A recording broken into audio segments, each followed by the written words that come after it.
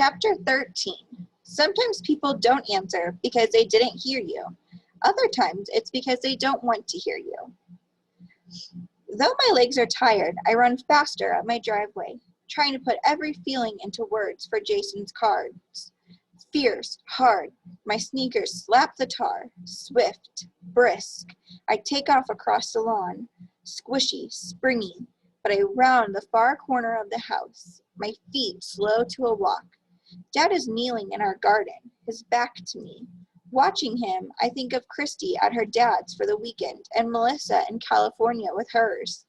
Part of me wants to run up and hug Dad from behind or cover his eyes with my hands, like I did when I was little. Guess who? I'd say, and he'd guess everyone but me, even though we both knew he was pretending because he'd give impossible answers like Queen Elizabeth or Little Bo Peep. Before I can decide what to do, Dad spots me. Look, Kath. He twists a ripe tomato from the vine and holds it out to me. Isn't this beautiful? I'm not sure many people have ripe tomatoes yet. I walk over and take it from him. I bet we're the first. Dad's always proud when we have tomatoes before anyone else. That's because he starts the seeds in pots on the kitchen windowsill while the snow's still deep in the ground. I study the tomato closely, drawing it in my mind. It's so smooth I need dense color, layered until not even a flicker of white paper showed through. Alone, each of my colored pencils would be too bright, but blended I can make it look real. People usually think tomatoes are red, I say, but they're more red-orange with yellow-orange streaks. And there's even the smallest hint of purple here in the creases. Purple? He looks over, his forehead lined with concern. Is it mold? It feels stupid to be jealous of a tomato, but sometimes I think Dad likes them more than he likes David and me. No, it's just a shadow. Oh, good. Dad turns a frilly leaf to check the underside. Standing above him, I'm startled to see more gray hair than brown on the top of Dad's head. When did that happen? Have you heard from Melissa lately? He asks. I got a postcard last week. Her father took her to Disneyland. I roll my tomatoes between my hands, the prickly stem poking into my palm. Maybe you and I could go do something special too.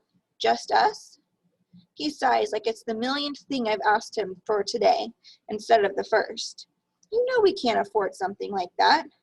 I don't mean Disneyland, just something, me and you. Dad smiles, but it's a worn-out smile that doesn't light his eyes. I'm sorry, honey. I've been dealing with doctors and customers and staff all week. I really need to stay home today and be quiet a while. Watching him pick another tomato, I mouth words at the back of his head. But what about me? Maybe we could cook spaghetti tonight. He places his tomato with others in the basket. These would make great sauce. Before I can answer, Mom yells, "It's 3 o'clock." Dad frowns at his watch. I'd really like to finish up here first, he calls to her. I'm almost done. In the kitchen doorway, Mom crosses her arms over her stomach. David has his shoes on already, and I have paperwork to do for my meeting on Monday. I'll be there in a minute, Dad shouts. The sound of Mom slamming the kitchen door makes me cringe. I'm torn between wanting to yell at him for choosing tomatoes over Mom and wanting to cry that he's choosing David over me. Maybe we could go to the mall. You heard Mom. I have to take David to the video store. Do you want to come with us? No, thanks. Maybe we could do something afterwards. Someday soon, he says. I promise. I drop my tomato in his basket with the others. I know he's just promising to stop me from asking again. Walking away, I turn once to check if Dad's watching me go. Look for me. Staring at the back of his head, I imagine him turning left and right, searching. He picks another tomato.